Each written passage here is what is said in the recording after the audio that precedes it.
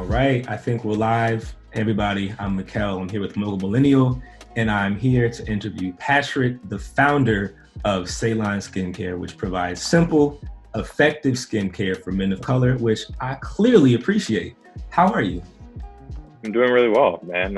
Thank you for having me. Excited to be here on Mogul Millennial. It's a real privilege to be featured, and I think that especially during this time when we're all getting an opportunity to step up and really serve our community. I feel really blessed to be on this journey, and I think that it's exciting to be able to share my experience for those people out there who are on the same journey or hope to be on a similar type of journey. And so, yeah, I'm just happy to be here, man. Absolutely. It's a pleasure to have you again. And, you spoke about stepping up and serving the community, which is very important at this time. So how have you been seeking to do that? So for me, it's really a number of ways. The first, I think, the mission of our company is to really, introduce more equality into the beauty industry. For us, through my own personal experience, I saw that there weren't really brands that were going out and being able to really look at the issues that disproportionately affected people of color. People with pigmented skin who disproportionately suffer from issues like acne, eczema, razor bumps, they're overdiagnosed with a lot of these conditions, and not even, these kind of short-term things that we see. We're overrepresented in severe skin cancer diagnosis, and we're more likely to die when we're diagnosed. So I think across the board, I think it's representative of an overall health climate where people of color are disadvantaged, particularly Black people within that group. But overall, for us, that work is really being able to, do research and really develop the science behind that and bring products to market that serve those needs. And then I think the other side of that is, for myself, being an entrepreneur and having to go through what I go through, turn around and giving that back, whether that's, through interviews or through mentorship or through other opportunities to help entrepreneurs who come from backgrounds that are just like mine, or, they have less access to resources than I did and that I do, and being able to allow them to really, exceed the possibility for what even I can achieve.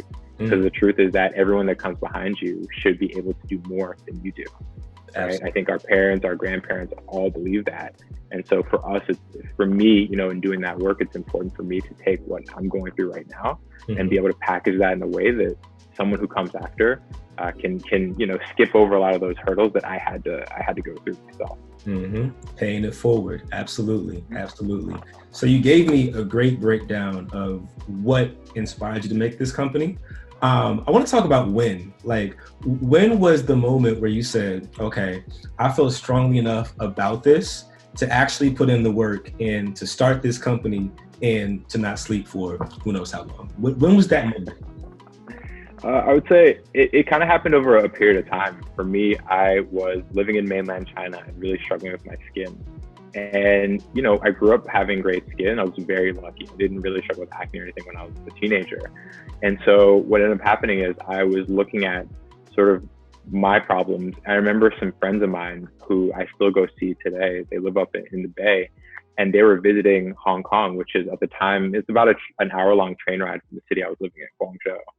And I was having these crazy skin problems, these breakouts, and I actually decided to take a sick day and go see them, but made sure that I went to go buy some skincare while I was down there from one specific shop.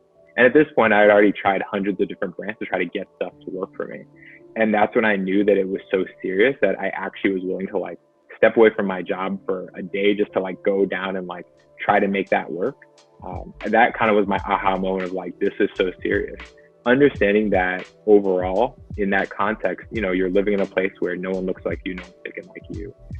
I think that sort of exacerbated that mindset of all right, if anyone's going to go out there and do it, it's got to be you, because, that's just kind of the moment, the mood that you're in when you're in a place where it's just, you feel kind of isolated.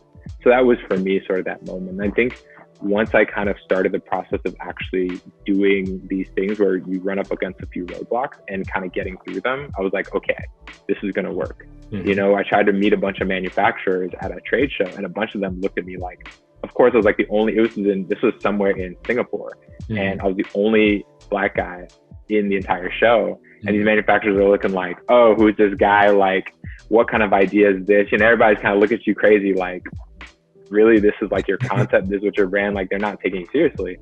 But through that, you know, getting through that and continue to make contacts and continue to push through to eventually find a manufacturer to be lucky enough to actually start making progress, then that made it like, okay, you can kind of keep going. So that's when, I think is something, is this idea of like making progress through these obstacles that for me became sort of the overall moment of like, all right, this is gonna go. Definitely. And I love how you took a real world experience, something that you needed, and put the energy and effort into building that to something not just for yourself, but for a lot of people. That's incredible. Absolutely. Yeah, absolutely. And I think that we're all aware of barriers. And in your case, it was being one of the few Black faces in the space trying to talk to manufacturers and being looked at as not being serious or whatever else. How did you navigate those barriers? You know, before you even really got your foot in the door, already having people looking at you like you're not serious, just based on appearance and based on their perceptions.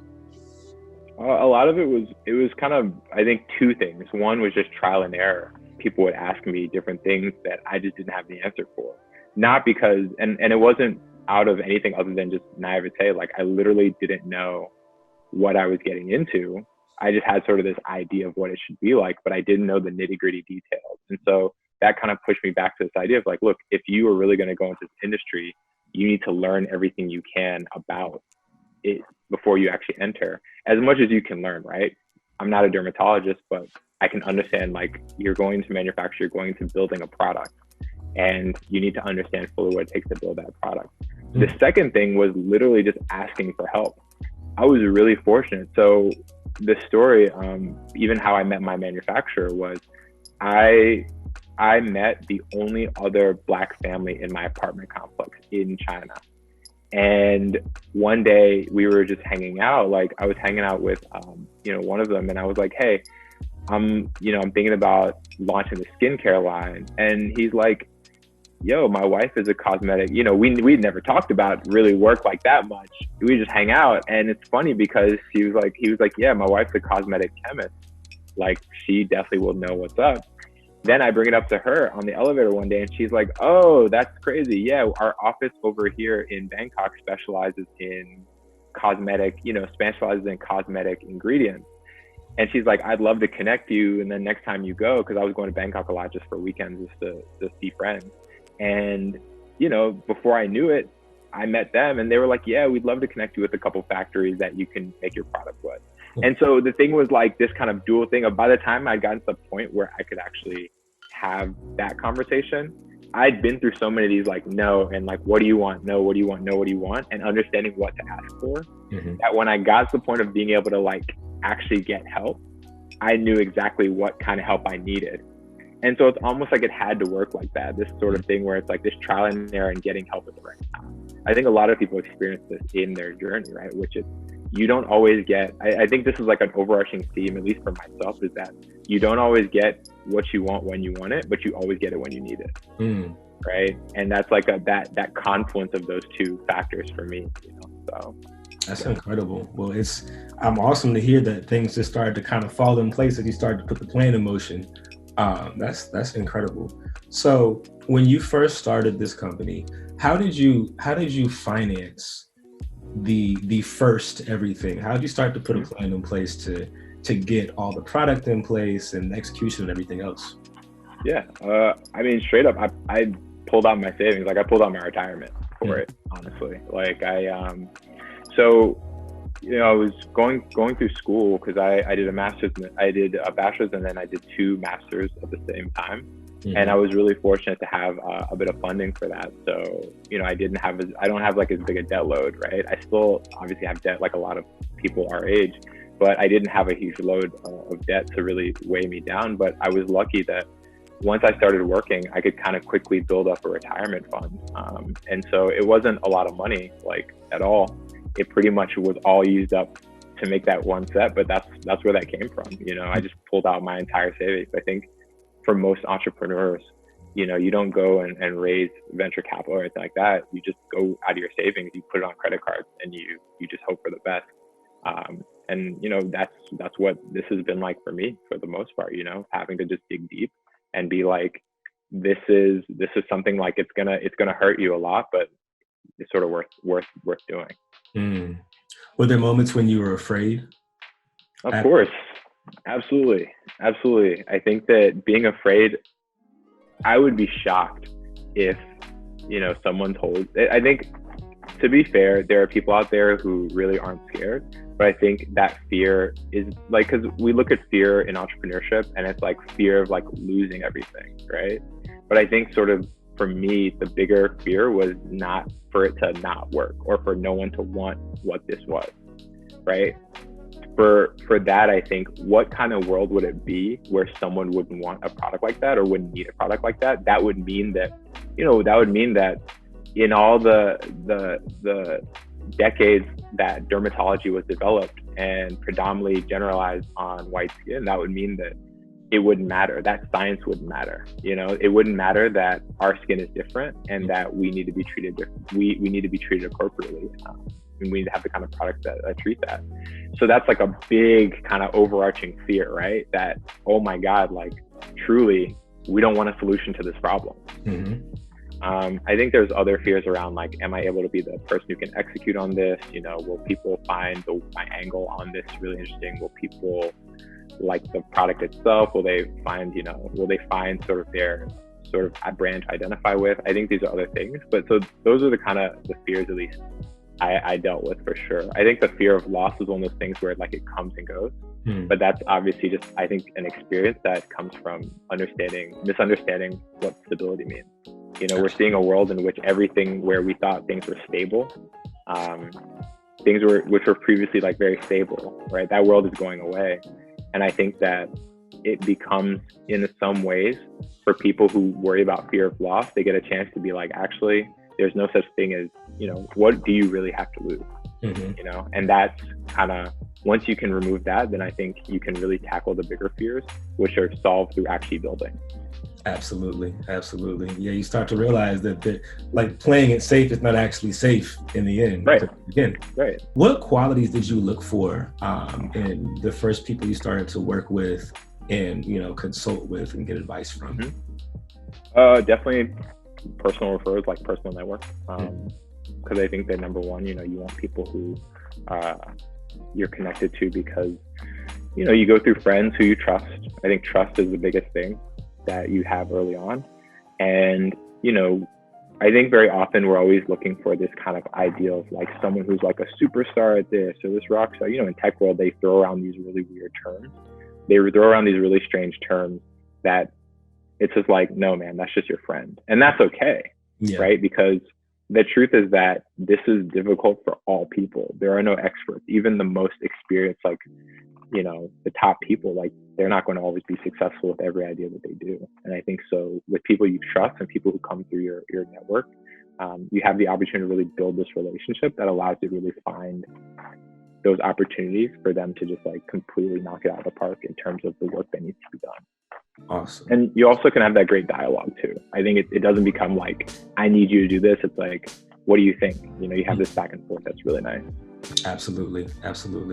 What form of marketing do you think helps the most with building your initial, we'll say, community base or customer base? For us, PR worked really well. And when I say PR, I mean like, someone writing an article about us, someone who writes, maybe someone posts on the internet about us. I think word of mouth is really great for us. These are all things that do really well for us, and that's mainly because they are real. Mm-hmm. I think that at the end of the day, you can never make people share their experience with something that they didn't like or they don't resonate with. And we found that that's for us been the best way to build our community. Mm-hmm. So we've tried the ads thing, we've tried a few other things that were okay, but I think that for us, the people who come back to us the most, the people we have the best dialogue with, who help us grow as a company and as a brand, are people who come to us through hearing our story and they resonate with that and they see that vision, but also they are invested in being a part of it to the level that they know they can actually influence it and change it. And if you could change one thing about your first year of business, just off top, what would it be? The first year of business, I think that, I mean, maybe a personal thing is that I cycle a lot now. I spend a lot of time cycling. And so for me, I think that one thing I would change is probably just getting into some of the hobbies I'm into sooner. And that's because I find that, for me, it's been a really nice experience to kind of grow in that way.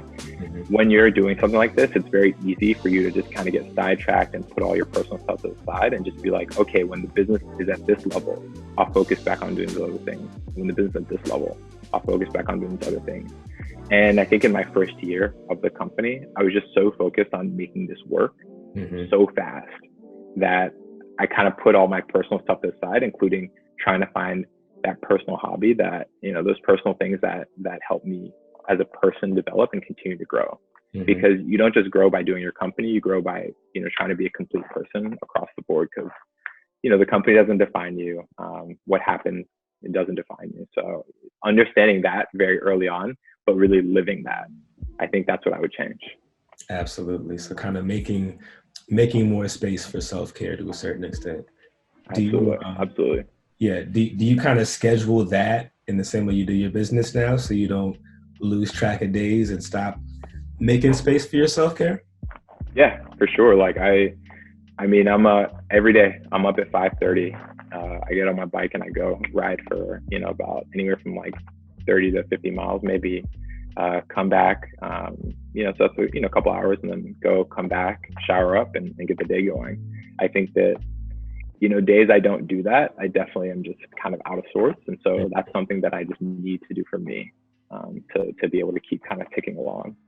I understand. And my final question for you is, what is one thing about building a business from your viewpoint that only another founder would actually understand and really truly understand where you come from?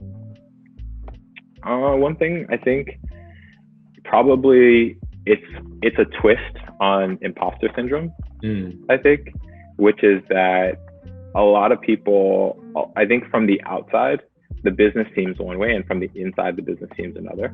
And it's never this thing where it's like the business necessarily, there are a lot of businesses that are much bigger than people think because they don't see much of it. And they don't, it's hard to contextualize a business that is doing really well or a business that isn't, and then there are businesses that aren't doing very well, but have like spectacular articles and everyone's singing from the high heavens about how good it is, how smart they are, whatever, right? So I think that for founders, all of us kind of understand that there's the story that the world is seeing and that people are kind of reflecting back to you. And then there's a story that is internal, which is often, it's not like two sides of the same coin, more than just kind of like, they're basically just two different dimensions. I think even there's this thing sometimes where, I'll have encountered someone I'll meet somebody who's used the product, and they'll be like, oh yeah, that company, like, yeah, man, I use the product, like, it's cool, I like it, like, it's really good, I just ordered stuff. And for me, I'm kind of like, it's a bit disorienting because it's like hard to connect that this thing that you made is something that someone just saw one day and bought and used it and they like it, as if, the same way I would use something that I just saw and bought it and whatever, And I think that is one of those things where you're kind of just like, okay, all right, like, cool, I get it, but you still can't connect the two. I understand. Absolutely. Well, that concludes all the questions that I have for you. Did you have any last thoughts you want to share with the Mogul Millennial audience? No, I mean, I think that, I'm an open book. It's totally cool if you guys leave my email in the subject line or however you guys want to do that. I'm always an open book. People can reach out, ask for any advice, thoughts on stuff that they might be working on, that they just want some tips on what I did to overcome certain problems, or just even hear more about the experience. So I'm always happy to help. And yeah, this was really great. I think that, you guys are doing an amazing job in publicizing the stories that we are all living. And I think that, we don't get enough of an opportunity to be able to share that. So, we appreciate you. And definitely this is again, like an amazing platform. So thank you so much. Awesome. Well, I won't take too much credit. I'm just conducting the interview, but yeah, thank you for such thoughtful insight. It's been a great conversation. I appreciate it, man. Likewise. I'm excited to see it go live. Take care, guys. I All appreciate right. it. Thank you so Take care. much. Have a good one.